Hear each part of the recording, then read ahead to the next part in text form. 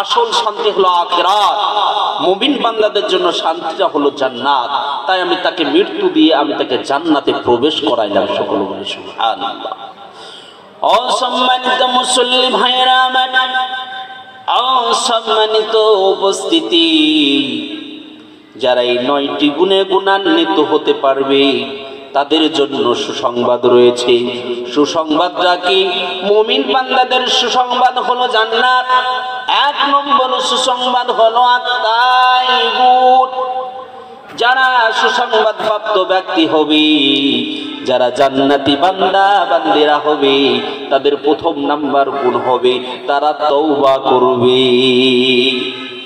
আমরা প্রত্যেকটা ব্যক্তি গুনাহগার, কেননা আল্লাহর নবী বলেছেন কুল্লু বানি আদম খাত্তাউন ওয়া খায়রুল খাত্তাইনা আত-তাওয়াবুন। আল্লাহর নবী বিশ্ব নেতা জনাবে মুহাম্মদুর রাসূলুল্লাহ সাল্লাল্লাহু আলাইহি ওয়াসাল্লাম জানিয়েছে, আদম সন্তান আমরা প্রত্যেকটা ব্যক্তি গুনাহগার, কিন্তু সবথেকে উত্তম গুনাহগার ওই গুনাহগার যারা গুনাহ থেকে তওবা করবে, খাঁটি তওবা করবে। আমার আল্লাহ রাব্বুল আলামিন তাকে জান্নাত দান করবে এবং তাকে সব থেকে উত্তম গুনাহগার বলা হয়েছে। গুনাহ থেকে আপনাকে তওবা করতে হবে, আমাদেরকে তওবা করতে হবে, কেননা আল্লাহ রাব্বুল আলামিন জানিয়েছেন ইয়া আইয়ুহাল্লাযীনা আমানু তুবু ইলাল্লাহি তাওবাতান নাসুহা। আমার আল্লাহ রাব্বুল আলামিন জানিয়েছে, হে ইমানদারগণেরা, তোমরা তওবার মতন তওবা করলে, খাঁটি তওবা করলে তোমাদের পেছনকার সমস্ত ধরনের গুনাহকে আমি ক্ষমা করে দেব। খালি গুনাহ ক্ষমা করবই করব না, আমার আল্লাহ রাব্বুল আলামিন সূরাতুল ফুরকানের মধ্যে আরো বলেছেন ইল্লা মান তাবা ওয়া আমানা ওয়া আমিলা আমালান সলিহা ফাউলাইকা ইউবাদদিলুল্লাহু সাইয়্যাতিহিম হাসানাত ওয়া কানাল্লাহা গফুরুর রহিমা।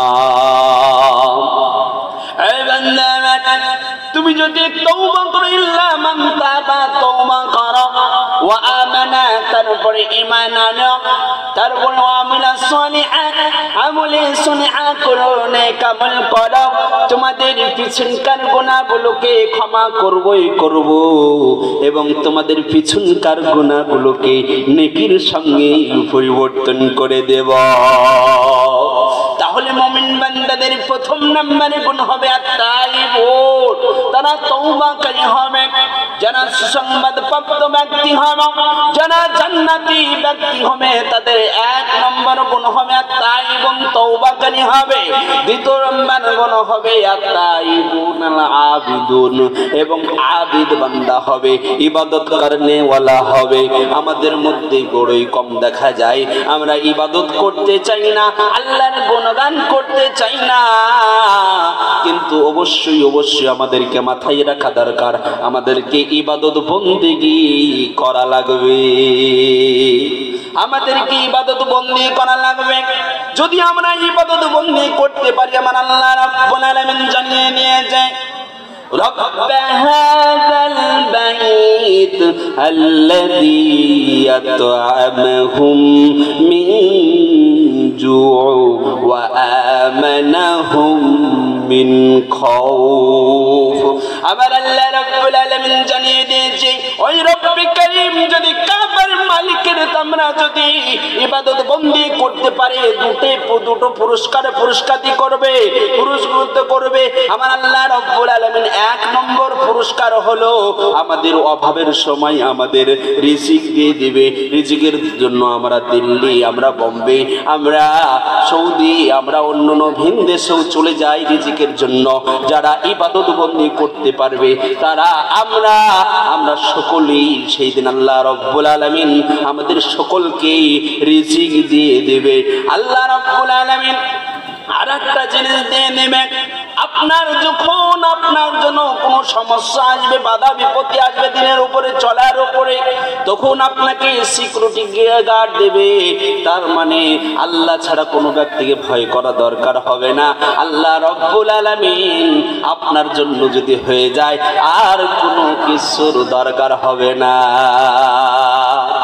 আমার আল্লাহ রব্বুল আলামিন আরো জানিয়ে দিয়েছেন, আমার আল্লাহ রাব্বুল আলামিন আমাদেরকে সৃষ্টি করেছে ইবাদত বন্দি করার জন্য। আল্লাহ জানিয়ে দিয়েছে, ওয়ামা খালাকতুল জিন্না ওয়াল ইনসা ইল্লা লিয়াবুদুন। জিন এবং মানুষকে আমার আল্লাহ রাব্বুল আলামিন সৃষ্টি করেছে ইবাদত বন্দি করার জন্য। আমাদেরকে ইবাদত বন্দি করতে হবে, এক আল্লাহ ইবাদত করতে হবে। কেন আল্লাহ জানিয়ে যে ওয়াকাযা রাব্বুকা আল্লা তা'বুদু ইল্লাল্লাহ, এক আল্লাহর ইবাদত করতে হবে। ইবাদতে কোনো শরীক করা যাবে না। কোনো ব্যক্তিকে এখানে কোনো ব্যক্তির আল্লাহ ব্যতীত অন্য জনের ইবাদত বন্দি করা যাবে না। এক আল্লাহ রব্বুল আলামিনের ইবাদত বন্দি করতে হবে। তাহলে মুমিন বান্দাদের দ্বিতীয় নাম্বার গুণ হলো, আমার আল্লাহ রব্বুল আলামিন জানিয়ে দিয়েছে আল আবিদুন, তারা যারা সুসংবাদপ্রাপ্ত ব্যক্তি হবে তারা ইবাদত করনেওয়ালা হবে। আর তৃতীয় নাম্বার ব্যক্তি হবে আল হামিদুন, এবং হামদ করনেওয়ালা হবে। আমাদের সেই রব্বুল আলামিন আমাদেরকে যে অসংখ্য নিয়ামত দিয়েছে, এই নিয়ামতগুলোকে দেখে দেখে আমার আল্লাহ রব্বুল আলামিনের অসংখ্য নিয়ামতের শুকরিয়া আদায় করতে হবে। আল্লাহ জানিয়েছে, ওয়া ইন